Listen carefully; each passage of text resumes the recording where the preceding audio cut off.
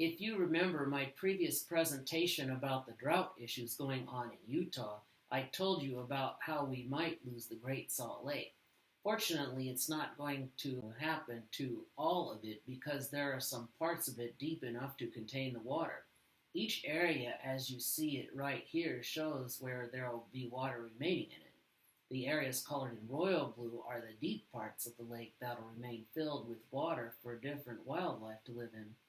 The areas in light blue are the shallow parts of the lake that will be filled in with water for different wildlife to live in also. They'll still be the kind of places in which you can float on for some swimming whenever you want to. The areas in white have only salt and no water. The rain and wind wash the salt up to the shore so that there will be salt in the area ready for our use. The yellow parts of this chart show the desert areas of the Great Salt Lake where no water can ever go. The silver parts are the salt harvesting parts of the lake. With all of these salt-only parts of the Great Salt Lake, it looks as though the big lake is splitting into 6 smaller lakes. Due to that, each lake section is going to get some new names for each one. Here in the northwestern area, the name of that is going to be called Gunnison Lake. Here below this black railroad line, the name of that is going to be called Carrington Lake. Here between the black railroad line and Interstate 80, the name of that is going to be Gilbert Lake. Here in the northeastern area, which will be a shallow one, the name of that is going to be Bear River and Willard Lake. Here just between Fremont Island and the Ogden area is going to be called Weber Lake. And here between Antelope Island and Bountiful and Clearfield is going to be called Farmington Lake. The capital city in the state of Utah that we currently know as Salt Lake City will end up changing its name to Six Lake City due to the split up of the Great Salt Lake. While the names of the 5 Great Lakes in the northeastern part of the United States can easily be remembered as homes due to their names of Huron, Ontario, Michigan, Erie, and Superior, how these 6 lakes will be remembered is already in the process of being worked out. Gunnison, Carrington, Gilbert, Bear River, Weber, and Farmington is still in the makings. The letters of each one together will be GCGBWF. Because there are no vowels, there's no way to spell out a word, and so we'll have to come up with a 6-letter code to remember them instead. Hopefully that'll get started soon. The islands in the lake will only be referred to as hills because of how far out the lake really is. There's Carrington Island, which is the smallest one there, and it can only be accessed by boat, i.e. hovercraft. Just south of it is Stansbury Island, which is accessible through a spur road from Interstate 80. Right there between Weber Lake and Gilbert Lake is Fremont Island, which will eventually be accessible by road if it ever works out. And here in the southeast of the lake is Antelope Island, which is the biggest one there. It's currently accessible by road, but only from Clearfield right there in Syracuse. It will eventually be accessible from North Point, just west of Salt Lake City International Airport, if it ever works out. The green areas are the wetlands nearby the lake, most of which are in Tooele County, just south of the lake. Those are some ancient parts of it that were once deep enough to hold the lake in. The same is true in North Point, just west of Salt Lake City International Airport. The neighborhood is only between North Temple Avenue, where Interstate 80 is now, and 11th North Avenue. Between 11th North Avenue and Farmington Lake is wetland, and therefore not suitable for roads or buildings. The same is true between Bountiful and Farmington Lake, and all 3 areas are for pedestrian traffic only, with a boardwalk to walk on. All 3 areas consist of wildlife in them and not only lose it if it's built over, but become a flood washing everything else also. The black lines are the current roads that go through the area. The line through the middle of the lake area is the Union Pacific Railroad, but can only be drawn like it's a road because of the height from off the ground in which it is. The lines here along the right of this map are the roads we know of through these quint cities of Brigham City, Ogden, Davis County, Salt Lake County, and Utah County. The thick line of Interstate 15 with Interstate 84 spurring east from Ogden and Interstate 80 spurring from there in Salt Lake City. In Salt Lake City, the thick line running parallel to it is Interstate 215, which belts around the middle of Salt Lake County.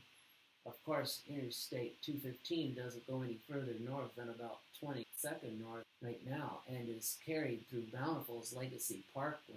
In Clearfield, it's just the US 89 Expressway. If well voted on, all of these links will be renamed Interstate 215, because all of these roads together are one.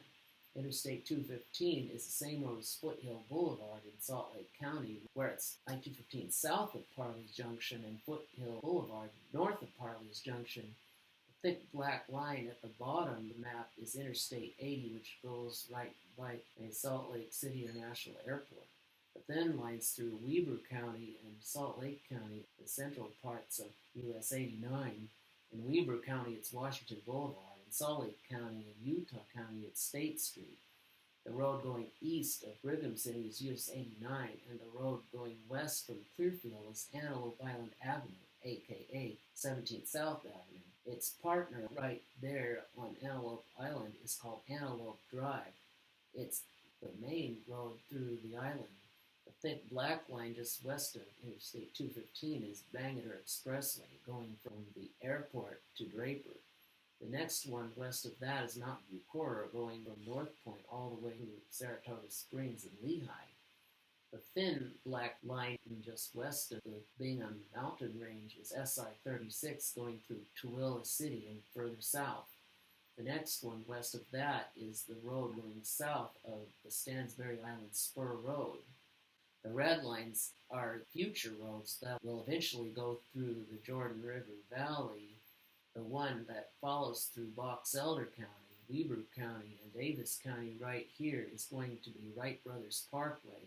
It'll be SR-24's northern half from Salt Lake City International Airport, while Bangerter Expressway is the southern half. Wright Brothers Parkway now has an area to be built to go between the Wildlife Refuge and Farmington Lake, just as long as it's a poled causeway to keep the two areas open for the water to go between them. The one that goes through Antelope Island and Fremont Island, Promontory Point, is going to be the alternative Interstate 15 route to go around 5 cities to avoid a lot of congestion and to go straight between Tremonton and Saratoga Springs. Mountain View Corridor, after it becomes a full freeway, will be renamed Alternative Interstate 15 route. The parts of it between North Point and Promontory Point are going to be tunnels under the lakes and through the mountains of Antelope Island and Fremont Island, because those mountains are too far up to be able to hold a big road on them. It also interferes with the wildlife in those areas. Antelope Drive will interchange with that new Interstate 15 route as it enters the tunnel. Fremont Island has no roads in it, and so there will be no interchanges there. Fremont Island is only going to be accessible with a hovercraft across the lake. Promontory Point will be very easy to get to with this new freeway, so that'll be easier to reach the historical site they have there. The little one between Farmington Lake and North Point is going to be Lakeshore Drive from Salt Lake City International Airport and 104th West Street, which is the westmost North and South Street in Salt Lake County. It's the same road as 21st North Avenue between Interstate 215 and 40th West Street. We're also going to have a pipeline between the Pacific Ocean and the Great Salt Lake, just like I was told. That's going to save most of the Great Salt Lake soon, and they're going to be 6 individual lakes. But that doesn't change the fact with some important sacrifices needing to be done and dues we have to pay. For one, it's no longer acceptable for any building, old or new, to have bowl-shaped urinals in it. That uses illegally high quantities of water, along with men with mental issues being taken advantage of. It runs up water bills very high and makes them very expensive for that building. For all of the other plumbing expenses that businesses pay for, they can just as well pay for the replacement of those urinals. if they refuse to pay for the replacement of those urinals, the plumbing in their municipality will foreclose their business. Such places owe the plumbers some serious bread and will pay for it if those urinals aren't replaced. They won't even accept pay from buildings with bowl-shaped urinals with them, refusing the replacement requirement too. Such places will also be shut down by the Better Business Bureau also. The bank accounts of those buildings will also be searched through a court order to see if the plumbing bills pertaining to the replacement of those urinals has been paid for too. If such a thing has been refused, the Better Business Bureau will foreclose their bank accounts too. Another sacrifice that has to be made pertains to the disability, low functioning like a 2-year-old. These kinds of people do deserve to live just like everybody else, but will require their natural arrested brain from development to be replaced with an artificial brain that's capable of developing through brain surgery. In my previous clip about the drought, I told you about how their employment at the recycling centers consisted of them taking stuff home with them. I told you about how it trashes up their home and steals from the recycling needs and depletes the forest, contributing to global warming. It also affects the plumbing system due to them planting themselves in the bathroom stalls and never leaving. Their acknowledgement is much too slow to be able to realize the plumbing bills that need to get paid. This both at home and public places in the community. These people can't have employment of any kind until after their brain surgery, or else there will be too much contribution to water loss and forest depletion and global warming. Another sacrifice that has to be made pertains to the disability, hypertension disorder. Those kinds of people also deserve to live just like everybody else, but will strictly require neurophysiological processing. That consists of programming abilities into their systems with a computer, Turbo Pascal. In my previous clip about the drought, I told you about how reckless they are in destroying everything in their path, which contribute to losing paper and forests and adding to global warming. Such a person causes plumbing problems due to them forgetting to flush the toilet after their use, making the caretaker do it for them. Such a problem causes plumbing issues, leading to wasting water and causing sickening epidemics that will eventually become a dangerous and high expense to have to pay for. This is both at home and public places in the community. These people may not have employment of any kind in either until after their neurophysiology process, or else there will be too much water losses along with forest depletion and global warming. You need to realize that these repairing needs are not negotiable. They're strictly required to help to save the environment, especially the Great Salt Lake. For all of the other medical bills that you can pay for, you can afford to pay for neurophysiological process and brain replacement surgeries too. Saying we're too poor to pay for those things is like saying it's no big deal about what happens to our planet when you know that it is. Even if you were flat broke with no money in your bank account, you could still pay for those medical bills because the federal government has that status on good authority. Even if your car can't be driven that far, you can still go to those places because AAA has that on good authority for providing you with fuel and repairing expenses and renting a car for you.